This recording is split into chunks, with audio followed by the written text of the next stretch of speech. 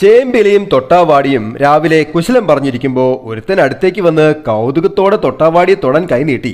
അവൾ വേണ്ടെന്ന് പറഞ്ഞിട്ടും അവൻ അവളെ കയറി പിടിച്ചു. അവളാകെ വാടി തളർന്നുപോയി.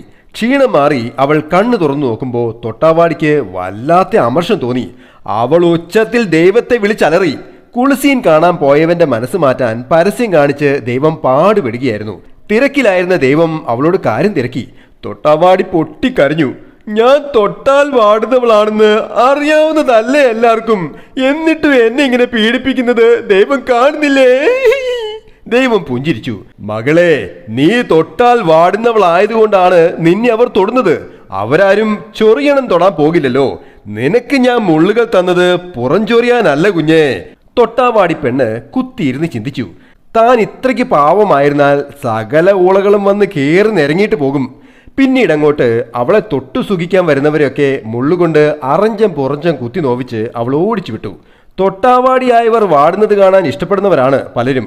എത്ര തൊട്ടാലും നമ്മൾ വാടില്ലെന്നങ്ങ് തോന്നിയാൽ ആ സൂക്കേടങ്ങ് തീർന്നോളും. Happy drawing, Saneesh Divakaran.